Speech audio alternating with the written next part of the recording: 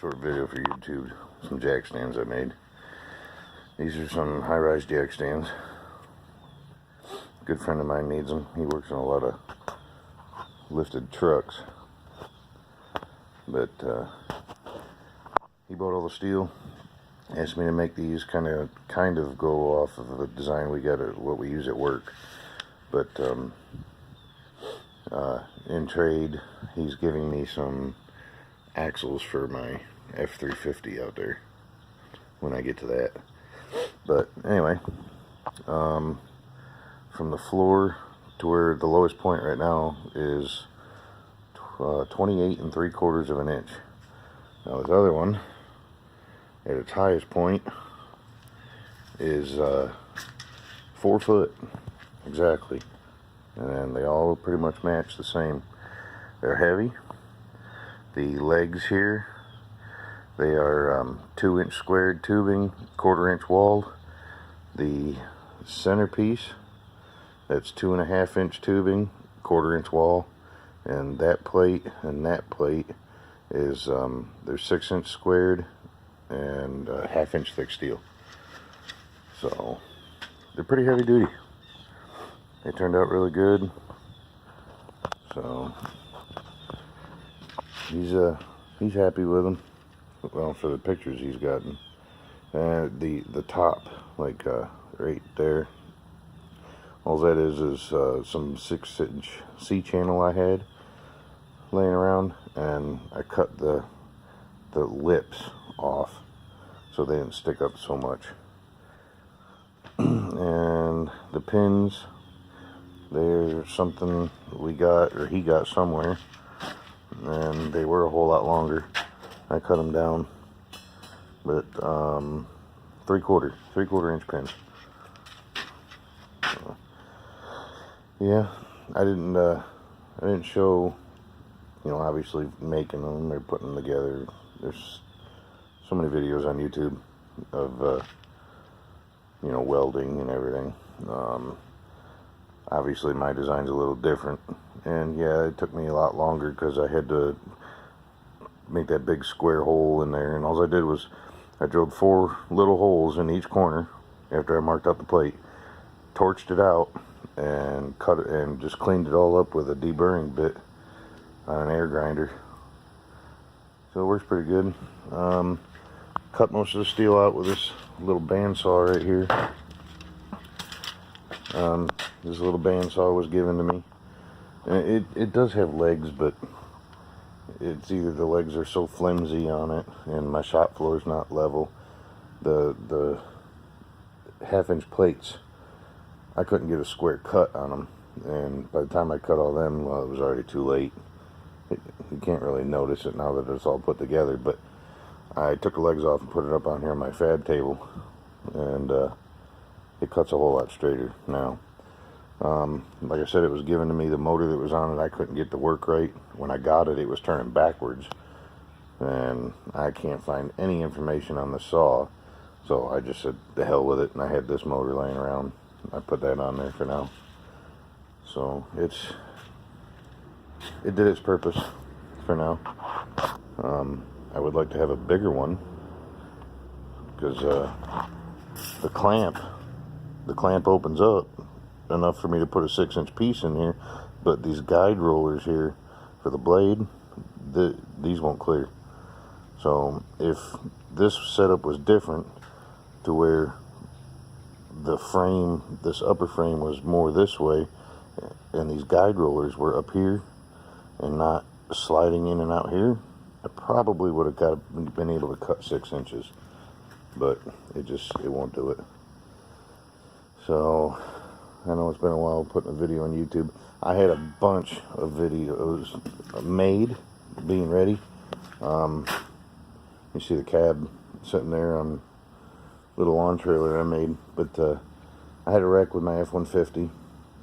I was steamboating right in the driver's door, so I had to do that. And like I said, I had a bunch of videos on that on my GoPro, but when I went to try to upload them the other day, clips, and start uploading them, I guess my audio and the GoPro done took a shit. So it's just like a screeching noise through the whole thing. So I don't know, I guess I either get another GoPro, a different camera. I haven't had good luck with GoPro, so I might stay away from them. But the F-150 is all done. Actually, it's back on the road. It's sitting up there at the house. Yeah, anyway. But I do have to say a good thank you to a good friend of mine. I could not get that job done. He gave me this 2-post lift here. And he said it sat outside for 14 years, and I believe it because it had vines growing all over, up and down them. We had an accident when we took it apart, and this leg, when we took it off, fell over, and it's a screw drive lift, so that cast iron pulley up there broke, and I welded that all back together. And there's a crack in one of the arms again, but hey, it did its purpose. So the only problem is like my truck, I can't bring in here and put on the lift because it'll hit the ceiling. So my roof isn't high enough. I think my roof's only 11 foot, 11 foot 6. But yeah, the only thing I had to get for this was the chain on the bottom. I ordered that off of eBay. I think I spent, I don't know, $30. 2 10-foot lengths of chain. And all it is I got it wired up to where I just plug it into my welder plug. Worked just fine. So, to my good friend, thank you. I'm sure it'll be put to use again. Obviously, I'm gonna have to change oil in my wife's car here soon. Let's see what else. That's it.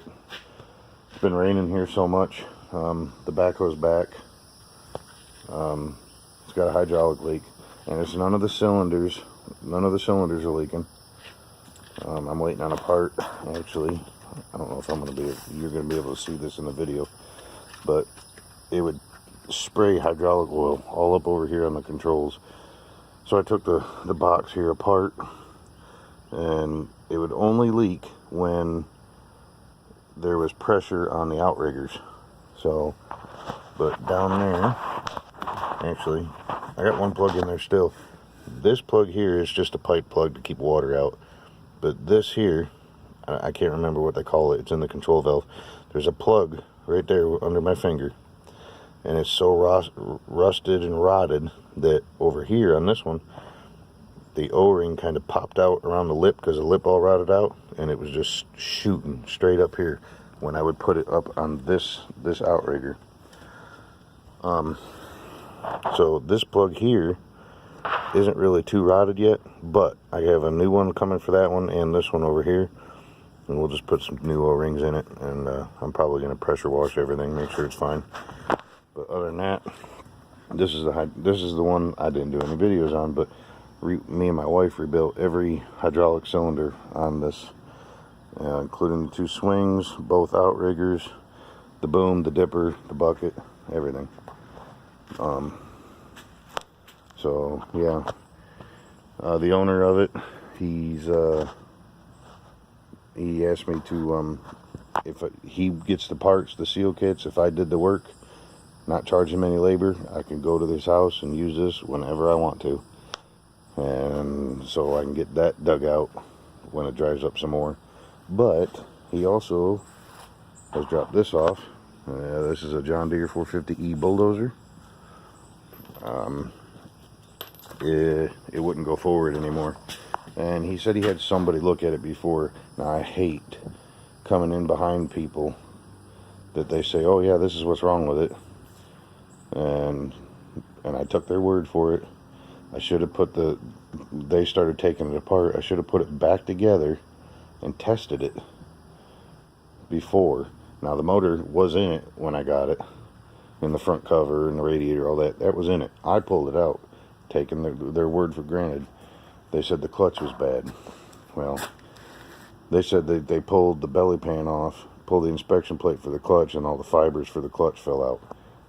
You cannot see that clutch in this machine unless you pull the engine or transmission, vice versa. It's a lot easier pulling the engine, getting to the clutch. So unfortunately, yeah.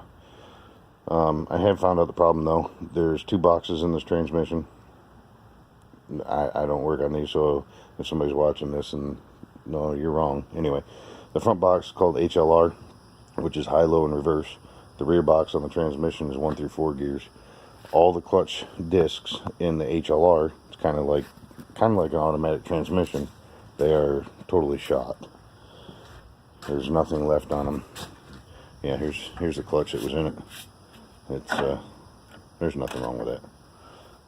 Pilot bearing, it's a little crusty, but this was sitting out there till just Sunday or Monday. I went back over and got the backhoe so I could kind of turn this and shove it up in the shop. So like I said, it's raining so much I can't get no work done on it. So, but yeah, there's the front box. That's the HLR. Yeah, it's rusty. The previous people had the top off of it. And back there's your 1 through 4 gearbox. So I got to pull that HLR out, check it all out. If it's too bad, I'm going to have him order a new HLR, which is just that and these clutches and discs in here, which it comes with this whole shaft. It comes all assembled from somewhere I found. But I got to pull that out and then put new clutches and discs in there. It should be good. And put it all back together and hope to God it works, because I don't want to tear it back apart if it don't. That way I can get out there in the pond, if it's dry, gets dry, and push it all out. But I'll try to get some more videos. Once I get this fixed with the hydraulic leak, I might go out there and try to dig a little bit. It's just going to be digging mud, but we'll see. Alright, more videos to come. I will try.